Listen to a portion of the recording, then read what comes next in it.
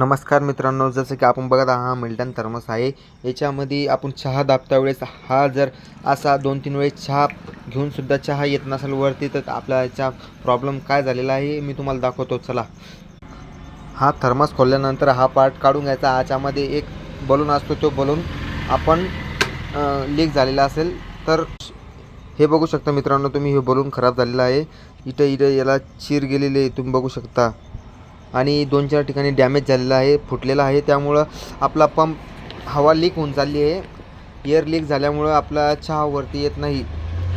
त्यासाठी तुम्हाला एक नवीन आपल्याकडे अवेलेबल आहे। जर कोणाला पाहिजे असेल तर मला व्हॉट्सअप कॉल करा किंवा व्हॉट्सअपवर मेसेज करा। या माझा वरती नंबर दिलेला आहे, तरी कृपया करून जर कोणाला पाहिजे असेल तर लवकरात लवकर फोन करा आणि जास्तीत जास्त लोकांपर्यंत शेअर करा, हॉटेलवाले मित्रांपर्यंत। हा पंप आपल्याकडे अवेलेबल आहे निश्चितपणे।